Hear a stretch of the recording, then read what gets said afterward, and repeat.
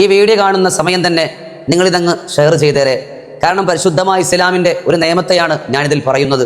ഒരുപാട് പേർക്ക് ഉപകാരമുണ്ടാകും. ആ ഒരു ഇൽമിനെ പ്രചരിപ്പിച്ച കൂലി ഇന്ന് നിങ്ങൾക്കാകട്ടെ ഇൻഷാ അല്ലാഹ്. നിങ്ങൾ ഈ വീഡിയോ കണ്ടോ? എന്താണ് ഇതിൻ്റെ ഇസ്ലാമിക വിധി? നമുക്കൊന്ന് മനസ്സിലാക്കാം. ഒരുപാട് കൂട്ടുകാർ എനിക്ക് വീഡിയോ അയച്ചു തന്നു. കാരണം ആ സഹോദരി നിസ്കരിക്കുന്ന സമയത്തും തലയിൽ പ്രാവുണ്ട്. അവരുടെ ശരീരത്തിലേക്ക് ആ പ്രാവ് കാഷ്ടിക്കുന്നതും കാണാം. അപ്പോൾ അവിടെ വസ്ത്രം, ശരീരം, ഇവിടെയെല്ലാം നജസുണ്ട്. ആ നജസും വഹിച്ചുകൊണ്ടുള്ള നിസ്കാരം ശരിയാകുമോ? കാരണം നിസ്കാരത്തിൻ്റെ ഷർത്തിൽപ്പെട്ടതാണ് നിസ്കരിക്കുന്ന സ്ഥലം, വസ്ത്രം ഇതെല്ലാം നജസിൽ നിന്ന് ശുദ്ധിയാകണമെന്ന്. അപ്പോൾ അതിനെതിരല്ലേ ഇവിടെ സംഭവിച്ചത്? ഒരുപക്ഷെ നിങ്ങൾക്കും തോന്നാം ഈ ഒരു സംശയം. കാഷ്ടമെന്ന നിലക്ക് അത് നജസ് തന്നെയാണ്. എന്നാൽ ചില സന്ദർഭങ്ങളിൽ ഭക്ഷിക്കപ്പെടുന്ന പക്ഷികളുടെ കുറഞ്ഞ അളവിലുള്ള കാഷ്ടത്തെ പരിശുദ്ധമായ ഇസ്ലാം വിട്ടുവീഴ്ചയുടെ പട്ടികയിൽ പെടുത്തിയിട്ടുണ്ട്.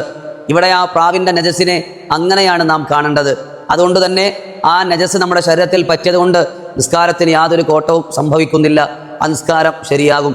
ഇത്തരം വിഷയങ്ങളിൽ 4 ഇമാമിയങ്ങളുടെയും പ്രബലമായ അഭിപ്രായം ഇങ്ങനെയാണ്. ഒരു കുട്ടി പാമ്പറിൽ മൂത്രിക്കുകയോ കാഷ്ടിക്കുകയോ ചെയ്തു. അപ്പോൾ അതുകൊണ്ട് തന്നെ നജസായി.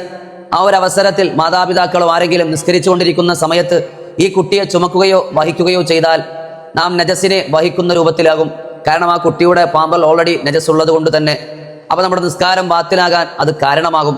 പ്രത്യേകമായി രക്ഷകർത്താക്കൾ ഇതിനെ ഒന്ന് ശ്രദ്ധിക്കണം.